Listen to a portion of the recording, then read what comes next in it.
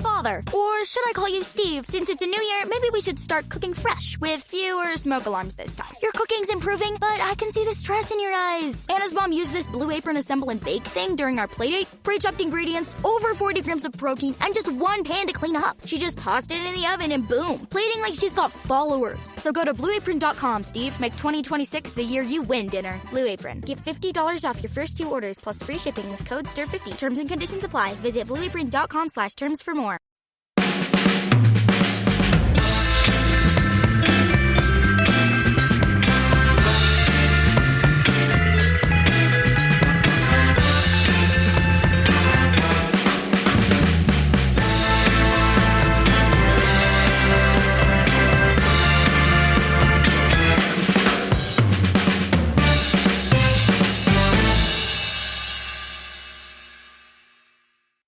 All right, we're here for the season preview, which will encompass a Manchester City preview as well. I'm with Daniel. How's it going? I'm all right. I'm good. Very good. I feel slightly nauseous, actually. But I think because my wife's into like supplements and shit, and I think I had them having not had enough lunch. Yeah. And so there's a bit of that. But all right. I can now hear. Yeah, please do tell. I heard this story regaled. Well, that's what Jazzer is. Yeah, I felt like my hearing was going. Like my wife would come in and she'd be like, "Why is the TV so loud?" Just, I'm hearing. Or I'd missed the door, stuff like this. So I go and see the EMT guy today and he sticks a microscope down my lug hole and says, never put cotton buds in your ear. So this is a lesson for us all because the fibers stay there and a lot of the time you're just forcing the wax onto the eardrum as I had done. So he gets this Hoover type affair and hoovers my ears. And now I can hear around corners. I'm fucking Superman. Wow. I'm not actually fucking Superman. That would be impressive too. Although, since he's in a wheelchair, would that be consensual? I'm not sure. Deary me. Deary me. Yeah, Edward. I've got a car update. Oh, yeah. Go on. Who wants the car? As we move into another Absolutely season. No one, but there, go on. About 3 weeks ago, the guy comes to pick it up. He says it's not clean. I say it's not perfectly clean, but look, I'll show you where it's jiggered and you'll be able to see everywhere that the paintwork's fucked. He says, okay. He gets in the car, starts inspecting it, and he says it won't go into 5th gear. It's not like the Blues Brothers. Only Jake Blues and Elwood Blues can drive this fucker. So I say, I think he will go into 5th gear. So I get in, I drive it up and down my road. He goes into 5th gear. It's fine. He says, I can't take the car away. So I take it to a garage and they go, he thinks that if you think about where 5th gear is, it's above 3 and he's trying to put it above reverse, but he can't get it there. So I take it to a garage round the corner. They say, yeah, your guy's just an idiot. So I call him. He won't come back. I then get a message saying, well, actually, the guy couldn't pick the car up because it wasn't clean enough, so he couldn't inspect it. So that would be 40 quid. I said it won't, because how would he have started his inspection? We didn't speak about the cleanliness, but he started his inspection, and that's how we know that it wouldn't go into 5th gear. And they go, also, you need to insure it. I'm not doing that, so I'm not doing that either. So, and then I arrange another guy to come. He comes and he inspects it, and he thinks that it's going to cost me £3,600 and something to sort out the shitness of it all. But he takes it away. So the car is gone. And what we must now discuss is how I'm going to get out of paying. It's not us. I'm not going to have this discussion with you or with the listeners. All right. How am I going to get out of paying £3,600? Because part of me is still like, I know these guys did a shit job, but suing them feels a bit like grassing. And then there's another part of me also that thinks, I think that the circumstances in which they have the guy spray painting cars is probably illegal. Mm. But no, they should redo it again. Or you can... I can't have them redo it because I know that they won't do it properly because they didn't do it properly. They've had 2 goes at it now. And they'd also done the previous paint job that I've recently discovered also was rubbish. So yeah, it's not, and I think they made it worse the second time. So you're just going to have to do a Chelsea and amortize it over a 7-year contract. And then, try that. No, maybe not. Well, at least you haven't murdered any more squirrels. So we'll have the animal rights groups in the main box again. What about your squirrel murdering? Exactly. But the car has gone. Do you have a car now? Did you get a new one, or is that it? Yeah, I had the new one quite some time ago. Yeah, so I've got the new car. But yeah. Anyway, I can hear. So there's that. It was funny because we're going to the discotheque on Sunday and to see Kind of Music, who I actually happened upon we happened upon them in Ibiza by last year by thinking we were in a different room. Like my wife wanted to see Skrillex for reasons known best to her. And we were standing there in the room at DC10 thinking, this is a fucking good set. And then a little bit later, we discovered that it wasn't the main room. It was a guy called Adam Port that came up and he's playing at the weekend. And when I was on the way to the hospital, on the way to see the doctor this morning, I was giving my wife a lift some of the way to work and she was put some music on. She's like, do you know what? Like, you're going to be told that you're deaf. You're not allowed to hear loud music anymore. We're going to have to, let's turn this the fuck up because this is the last time you're going to be allowed to do this. And actually it's the reverse. I'm going to hear it better than I've ever heard it before. Maybe all the wax buildup was protecting your eardrums from all the loud music and now you'll get fucked properly. I am booking a sitting to get some eardrums. Yeah. Very good. All right. Well, let's talk about some football at some point. From the ridiculous. I know it is. I was just looking at the injury list that United have got at the moment, which is injured or not quite fit enough, which includes, I'm just going to look at this okay over here. Lindelof, Maguire, Shaw, Wan-Bissaka, Yoro, Malacia, Fish, Martinez, Evans, and Højlund. I mean, this, Luke Shaw, it's just so ridiculous. And this is why, if I could sell him, I probably would. He's never fucking fit. Yeah, well, he has just come back, but he seems like he's come back not fit enough. Not fit enough, yeah. Like, what are we actually saying here? Are we saying that he's fat? No, I don't. Well, no one has said that at all. So who knows? So what's his injury? I don't think we know. They don't even say anymore either. It's completely jaw strain. Yeah, probably, yeah. Chewing too much Haribo. Oh, dearie me. Yeah, well, Lindelof and Maguire are doubtful. Wan-Bissaka Yoro we know is out for 3 months. Malacia may never be fit again. Who knows what has actually happened to him. Evans got the injury the other day. Martinez apparently not quite fit and Fish had to come off. And Højlund we know is about 6 weeks. Which leaves us basically with the same team as last season, I think. Except no Varane and no striker. So we'll come on to the Manchester City preview, but we'll probably start that game without a striker of any kind. Let's talk about the season overall, though, because, not much has changed in the actual team, has it? We've brought in 2 players in Yoro and Xerxes being, as he describes himself, a 9.5, so a player who likes to drop off and good with the ball at his feet. Very different profile of player to Højlund, so that's a good addition. Yoro's basically replacing Varane when he's fit in the autumn, and we've no idea how long that will actually be, because metatarsals are metatarsals. True that. Yeah. We need to pray to whatever God we had to pray to for when David Beckham was injured in 2002. So didn't one of the papers print out something where everyone had to touch the picture at the same time? So I think Uri Geller was involved. Oh God, he was, yeah. So I always an ongoing gag I have with my mates is when we were much younger, kind of sort of 12, 13 and getting into Viz, there was a top tip that said, if ever you're on one of those shows where Uri Geller says, draw something and I'll tell you what it is, draw a picture of a huge, veiny, hairy cock and watch the spooky bastard squirm. It's we still quote it. Ade Yomazeh to this day. Yeah, it just goes to show that men's humour is fixed when they're about 13 and never changes. What also happened in that era, can we call it historical epoch, is that my mum finds my Viz. I reckon I am about 11 at this point, starts shouting at me. It's disgusting, it's this, it's that.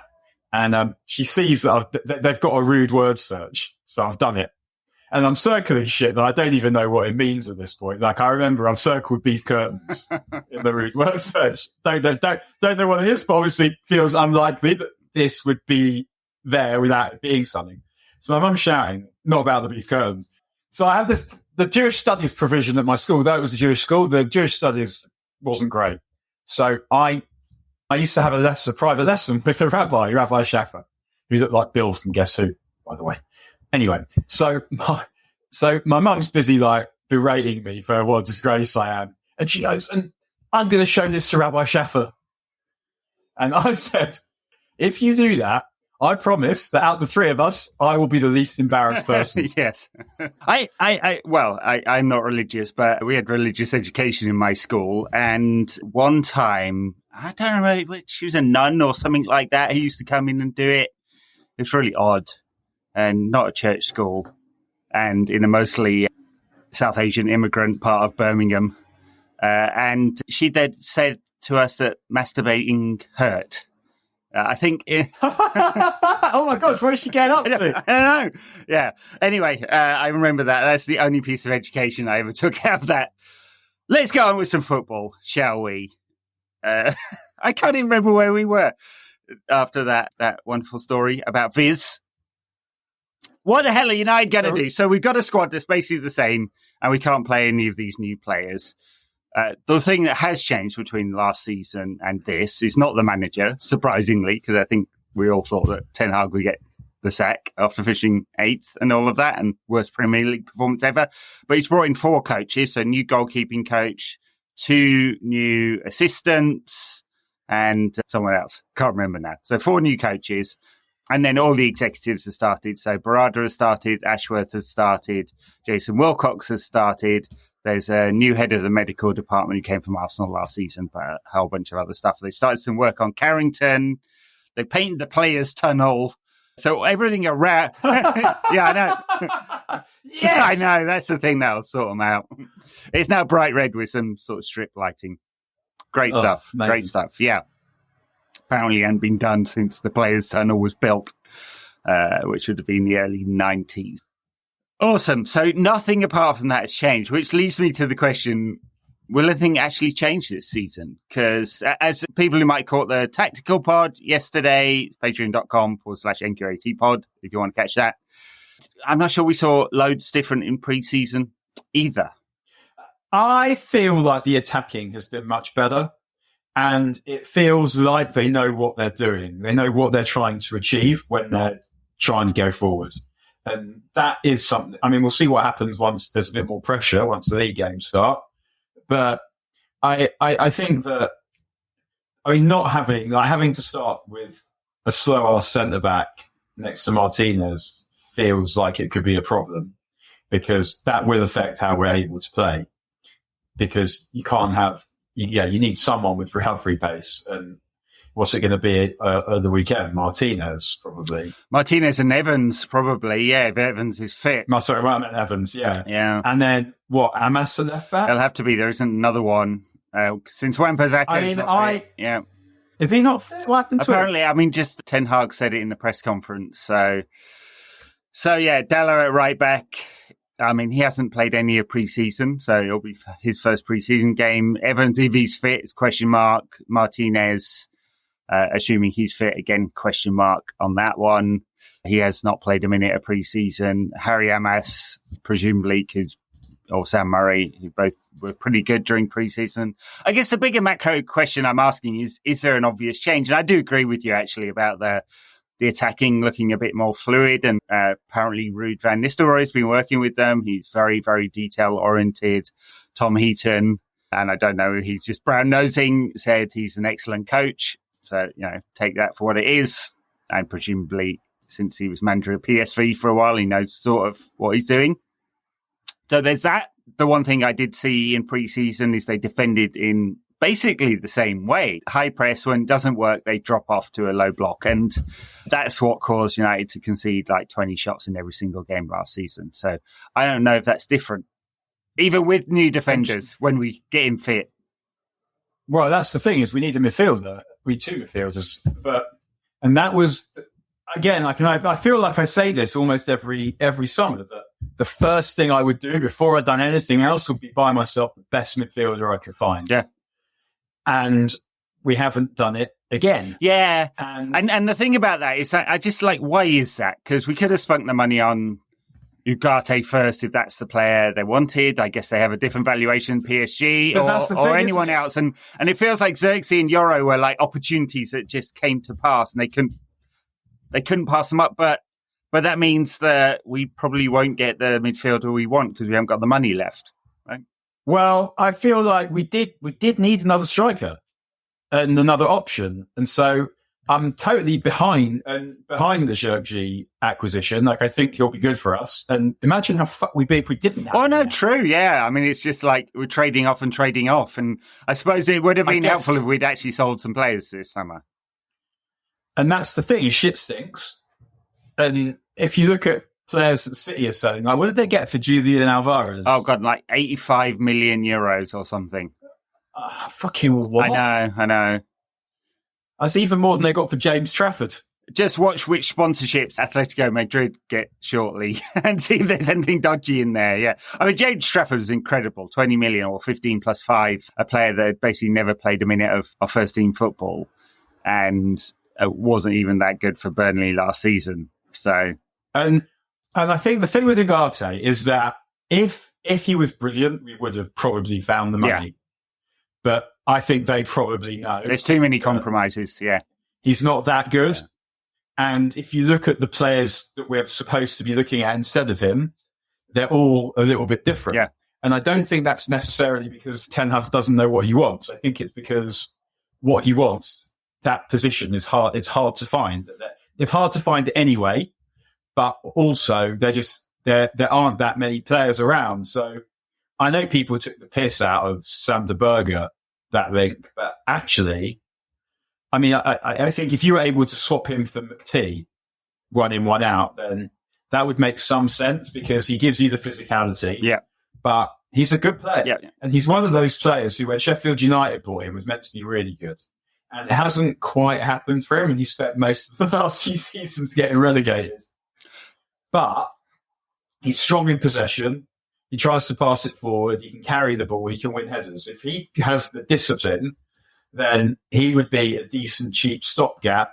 And then I guess you try and unload the suitcase on Adam Wharton next summer. Well, yeah, quite. And look, clearly the sales are impacting how United are thinking at the moment because although they've got until next June to make sure they're PSR compliant, which has been a large topic of discussion. Well, we'll get to that in a moment.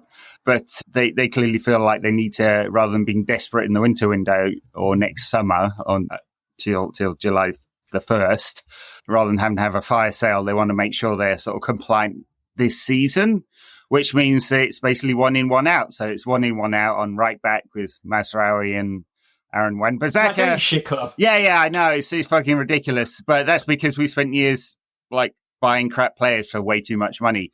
And it may be 1 in, 1 out on midfield now. No trainers. Yeah. Do you know what? Once they used Manchester, like in the early part, like around sort of millennium time, they were very like, you can't come if you're not going to wear fucking stupid shoes. Yeah.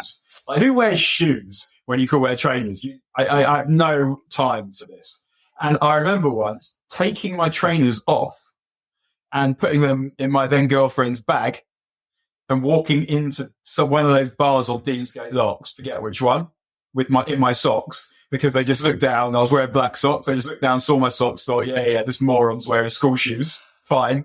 Oh dear. Yeah, no, it's true. I think Manchester's very different these days, but it was a lot of... One of the best things about London is that it's not like that. Yeah. It can feel like, regional towns where you're supposed to be smart to go to a nightclub. You still go to the club in your suit. The first time I ever went out on the town, so I was 14. Yeah, it was just after when I leave for the first time. I was 14, and one of my mates, like my best mate, was also the biggest of us. He lived in Newcastle, and he was the biggest lad out of all of us. So he would be the one who'd buy the ciggies and the booze when we're teenagers, because would never occur to anyone who wasn't 18 or 16. And so I went to stay with him, and he was like, and we'll go out on the piss. And I'm 14. I've like got pissed in like people's front rooms or whatever, but I've never actually been out to a nightclub before, or to a pub or a bar or anything. And I took a suit, Because, like, when I'd see in the football comics that I'd read as a kid, like the Roller Rovers and the Football Monthly comic libraries that I would read, like these basically, but about football. Yeah. When the footballers went out, they'd wear suits. They'd get into trouble in a club and they'd all be in, like, their suits. So I went out in the big market in a petrol blue suit. I was proud of that. Wow. But yeah, in London, trainers, pretty much shorts as well everywhere. Very good. Coming back to midfield. So I wouldn't be totally opposed to Sam the Burger. Yeah. The other one who interests me a little bit is Yusuf Fofana, who is, the way that he currently plays is not what we're after. He's another number 8, but I wonder if he's got the physical capabilities to do what we'd want him to do as a 6, because he can take the ball on the half turn, he can run with it, and he can cover a lot of distance quickly.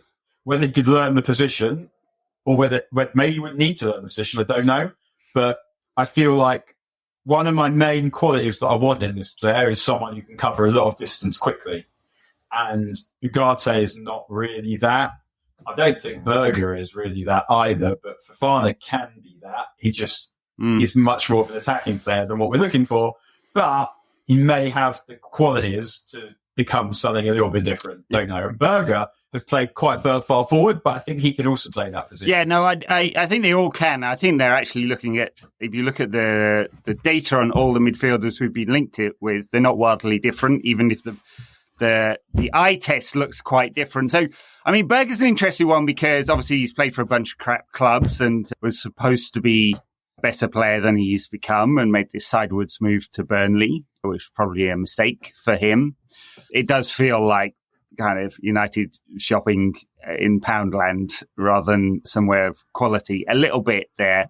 The McT-Berger comparison is only because it's 1 in, 1 out financially. I mean, clearly we've moved well beyond the idea that McTominay can play as a number 6. He can only play in that sort of further forward midfield position where he makes those bursts into the box, and it's very, very limited. And United selling an academy product is very beneficial for PSR. So, and they're just looking for the biggest number they can possibly get. And they appear to be, I think overall the transfer strategy has appeared to be, we're only going to pay the price we believe these players are worth, because this is how we got ourselves in trouble in the first place, by paying way over the odds. And so they're in a game of chicken with a whole bunch of players at the moment and a whole bunch of clubs. And I think that's fair. Like they overpaid for Euro because they think he's worth it. That ultimately is, I think there's almost with certain players, they're basically whatever you're lucky enough to be able to pay for them is a fair price. Mm-hmm. And they decided that he is going to be worth basically almost whatever they can get him for, because getting him is probably a one-time only thing as well. So, whereas Ugarte, like they're asking top dollar for him, and although we need someone severely in that position, he's not a top player. He's a good player, but he's not a top player. So I'm behind that one. Like, I'm not saying go and give that money for Ugarte, and I'm also not saying go and give it to De Ligt, because I don't think that they're quite what the answer is, and therefore we shouldn't pay for because we need the money for other things. And that's the whole point of the new structure, is that we are making more sensible decisions in the market, and the market dictates so much. I mean, it's not just, well, obviously we're going to look at the coach and whether he's going to get this right or not. But United's biggest failure, I think, of the last 20 years, or at least the last 10, has been the approach to the market and getting it wrong more often than not, much more often than not. Probably 5 bad ones to every good one in terms of the transfer strategy. So they're trying to not do that this summer. It's frustrating because, of course, we'd have liked them all in by now. I think Chelsea has signed like 6 players already, and they're all first teamers, basically. It's mad that they keep doing it. It's shocking that Sir Jim has not found a hotel down the back of a sofa to sell to himself, which has been the Chelsea policy. They sold the women's team to themselves, and they sold a hotel to themselves. Awesome. But we clearly don't have that potential, so we're just having to manage our work into the market and it's probably going to take 3 years, because you're working out all the crap out of the PSR cycle. It depends also what you can produce from within. Yeah. Internal solutions, as Wenger used to like to say. where it feels like we've got quite a few players. And I keep saying this, all the clubs are going to have this because there's just so many good footballers knocking about now that we'll be able to produce. Like Harry Annas, I think, is someone who will be a United player. I don't know so much about whether Ethan Wheatley will, but Chido or Obi Martin might be.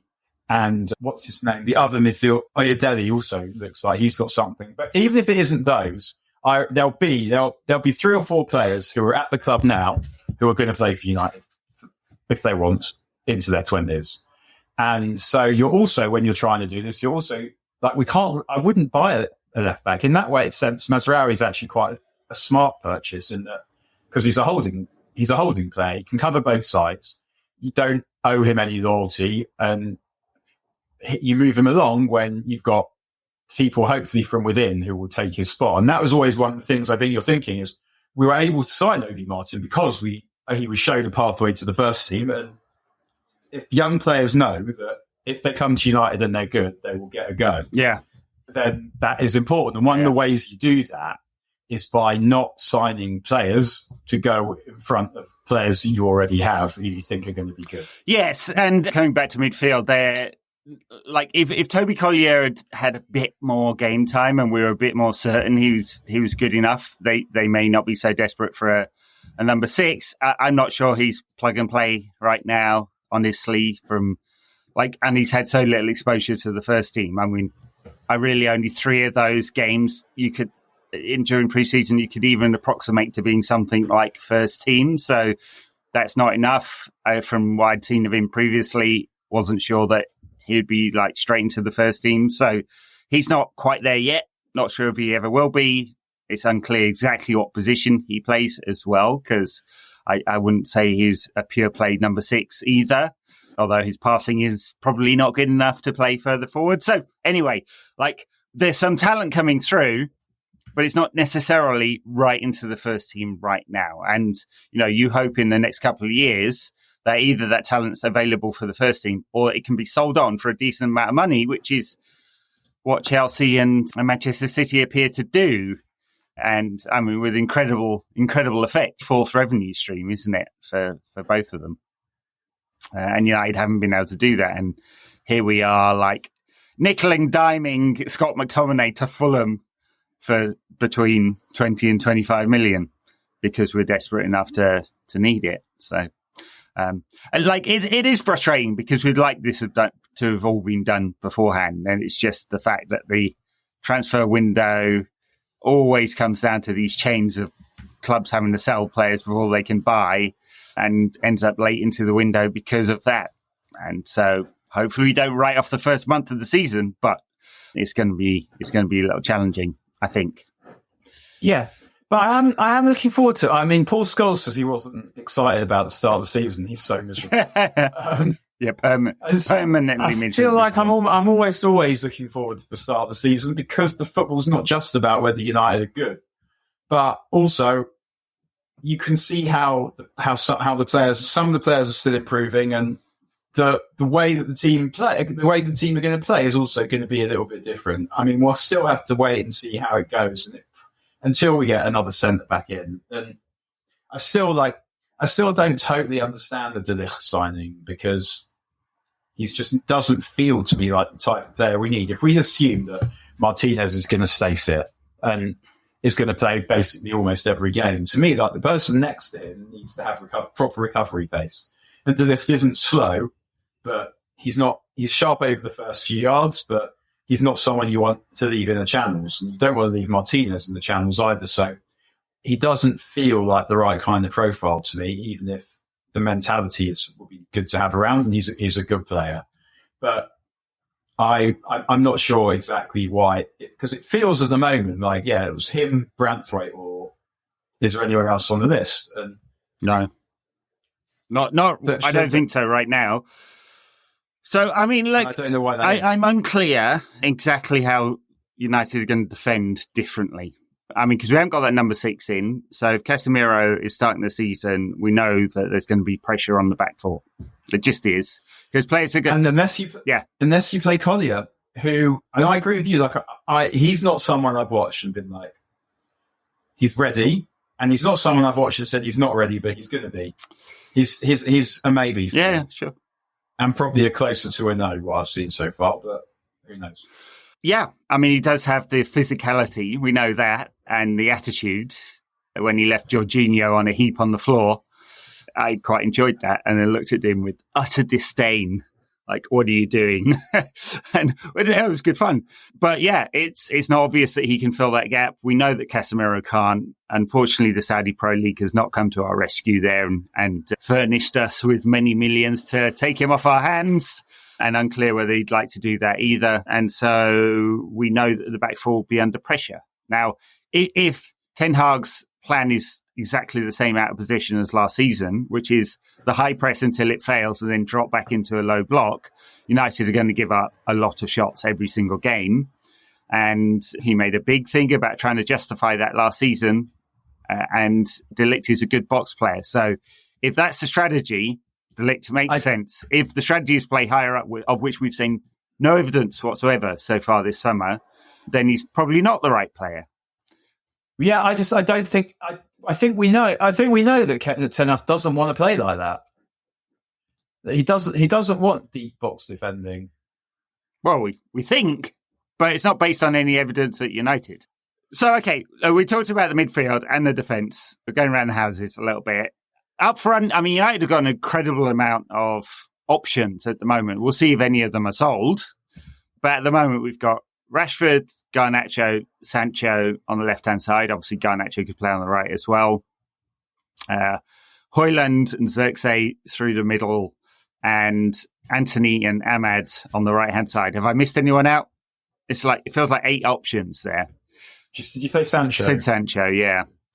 And Sancho's an option through the middle as well. And then Mount and Bruno obviously vying for number 10, and Mount's got some flexibility around where he can play.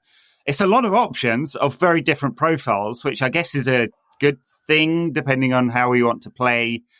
And at the same time, a lot of question marks over all of them. So, like, Bruno's going to be Bruno, we know. Mount, a question mark over like where he plays and can he be effective. Rashford, can he get back to what his best was 2 seasons ago?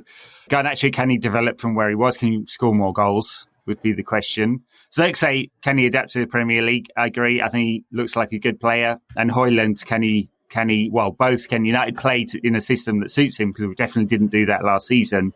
And then can he develop as a player? And Sancho, can he be bothered? Looked like he could be bothered in pre-season. But then again, it looked like he could be bothered last pre-season too. So, and does he have the physicality to go along with the technical skills? So plenty of question marks over all those options.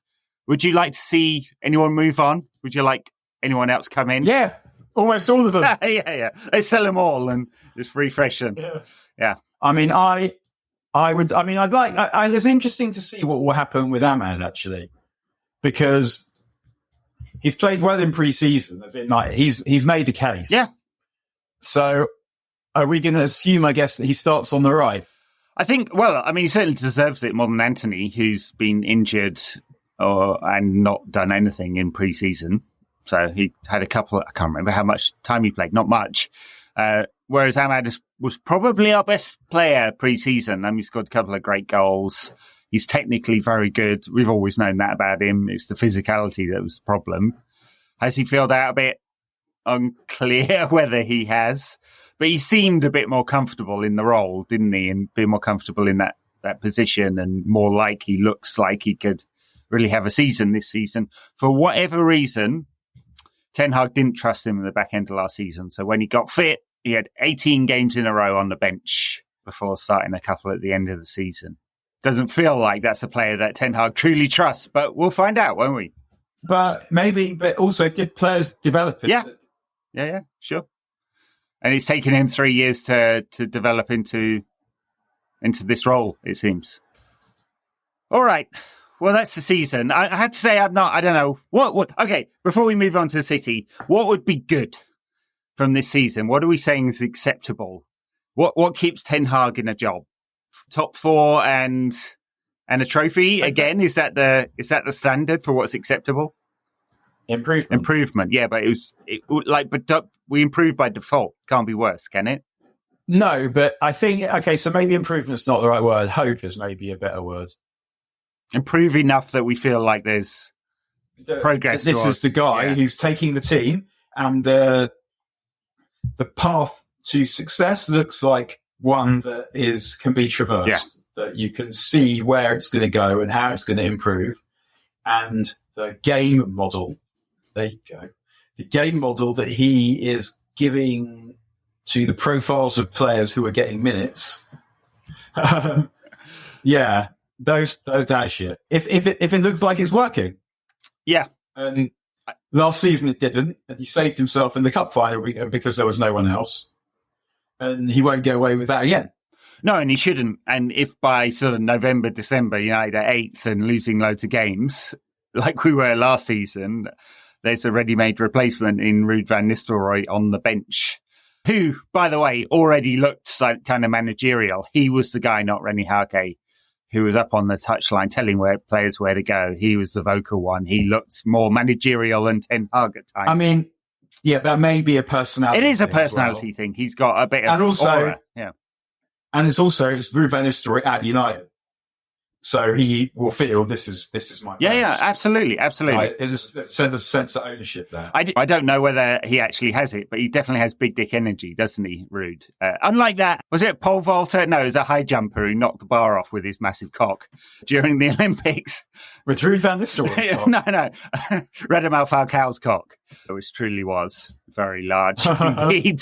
So, but anyway, the point being, he has a bit of gravitas of the kind that Ten Hag doesn't have, which is just kind of interesting. So, yes, you're right. Like, Ten Hag won't survive another season like last season. He shouldn't either. Third season in, people say time. He's been given more time than most managers of elite clubs would get, having had last season. They had their review. There was no one else they liked. So they've left it with this guy for another season until Gareth, the waistcoat Southgate, comes in to save us in December. And they've got him in. And also what they've done is what I think they should have done for Ole is they've surrounded him with other people. I mean, it is a bit weird, like the touchness of it, but they're taking away excuses for failure. Yeah. Oh, no, absolutely. Yeah. We've picked coaches, few coaches that you want who we think are good. Like there's probably and it feels like they're also, by putting the structure in, they're saying to him, you just focus on getting the players that you have playing well as a team, and that's it. And if he fails this time, then that will be it, and rightly so. But I do think that we can be good with the players that we have, but just that midfield player, whoever it is, would make a massive difference. Yeah. And it sort of feels like that would just make everything work so much better. Before we move on to the Charity Shield, let's talk a little bit about the competition for those top 4 spots, because I mean, if we're going to assume that City and Arsenal are the best teams in the league, trademark, and then we've got Aston Villa, who were excellent last season. There'll be a question mark about whether they can repeat that this season, especially with Champions League football. Yeah, wouldn't be a surprise to see them drop off a bit, since I think they probably overperformed. Newcastle, question mark there. They haven't really done any business this summer, which would suggest they're likely to move rapidly forward. Tottenham, have they done anything? I don't think they have. I'm trying to think of whether they've... I mean, Spurs, I was talking to a friend the other day and talking about players that Spurs might sign. I was just like, if you have options, you will not go to Spurs. Yeah. Because you don't win and they won't let you leave to go and win. No. So it's very true. So that's not an enticing package. And then Chelsea are completely... I have no idea how... Well, we know how they'll play because Maresca's a sort of Pep disciple, isn't he? So they're going to play possession-based football. They've got a ton of young players, a lot of players who may be good, signed an incredible amount, and they're only making their PSR obligations through selling the women's club and the hotel, as I said. But since the Premier League have allowed that, then they're okay. But what are we going to make of Chelsea? Are they rivals for... Hang on, they've just swapped Mauricio Pochettino for Enzo Maresca. Yeah. And he's got no presence. Like, I doubt the players why the players going to respect him. Like, he's going to have to show them really quickly. He is, yeah. Because if he doesn't, they'll kill him. I'm not. If we finish below Chelsea and Tottenham, then we're going to be finishing like 7th or 8th again.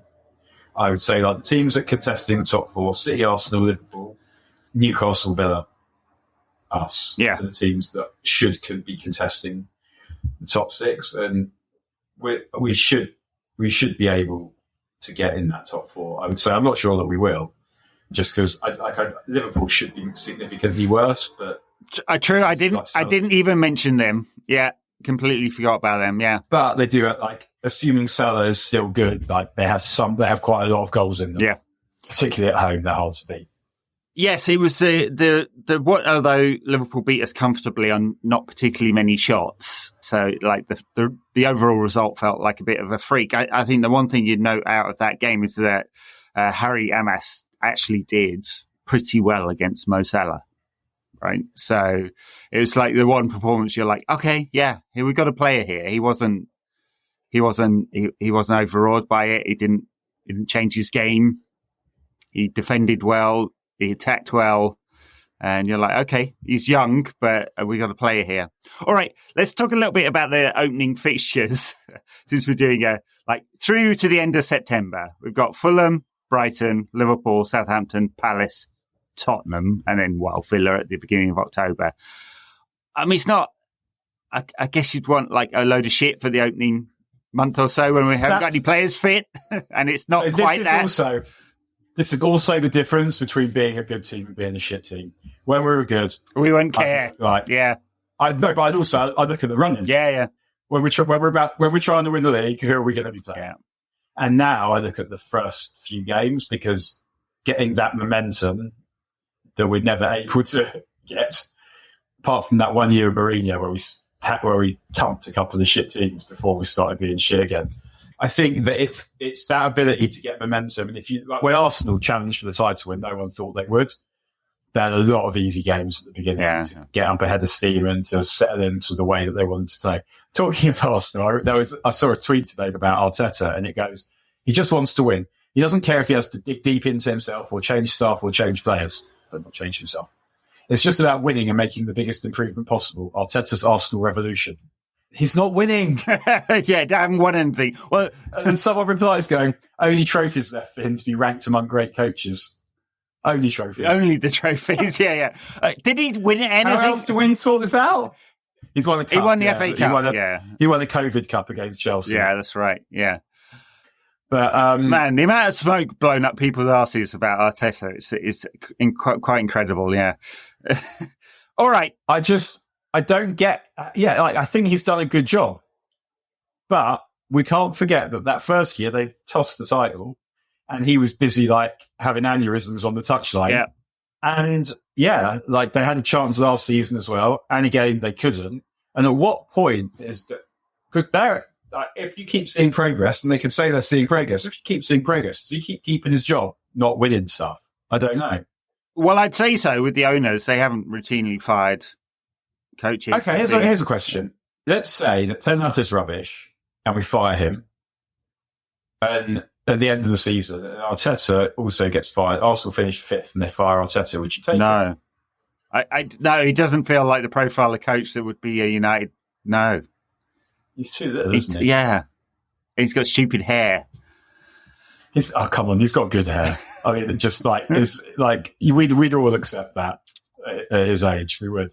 And he's just fucking lick spittle though. Did you see the thing that was on Twitter today where he has some dinner with the players and he pays some pickpockets to come in and nick their wallets and shit to teach them some lesson. In order to teach them to always be ready. Now, at what point on the pitch are you like, light bulb? Sorry, I was switching off at the back post there, but that pickpocket taught me. Yeah, big Arteta's got so. I don't know, just reminded me of that time when he was the captain of Arsenal and he was in charge of all the fines collected from the players. And actually, without asking any of them, he spent some of that money buying Ivan Gazidis a watch. Absolute brown noser. Disgusting behaviour. Disgusting. It genuinely turns my stomach, that kind of behaviour. Yeah, no, it's exactly for that. He may well be a good coach, but all the rest of it, I was like, yeah, fuck no at United. As a thought experiment. All right. Let's turn our attention to Manchester City. But those first games, those first games, to go back to them, they're friendly. for them at home, like you couldn't really ask for. You don't want for, especially given that you sort of want to stay away from promoted clubs at this point of the season. Really, I mean, obviously that is nice if you give them a gubbing. I think we did it. We do it to Bradford once, but they're coming up. You don't really know much. No one really knows too much about them. They're confident and they're settled. And just funny things happen because there's a particular energy about them. So for them at home it's not a bad start, but it's Brighton away after that. And obviously Brighton have changed their coach and so there's question marks over that. Hertzula from St. Pauli. Who is another team that play that exactly the same cowardly, way. That cowardly tippy tapping about. Tippy tap. Oh, all right, Allardyce. All right. But I don't actually mean it to take. It's not ticky taka. I don't mean it to take the piss out of that. I mean, it's just like they tap the ball about until people lose the will to live and do what they know the opposition want them to do. But it's not because they've been baited into it. It's because they're fucking pissed off. Yes, you should be. If they pass it across the 18-yard line more than 4 times, you should be allowed to kneecap the player. That's a new rule I'm suggesting. Although it's funny, like when I sent that Arsenal tweet about Arteta just needing to win something to a friend, your reply was, like Allardyce. Oh, man.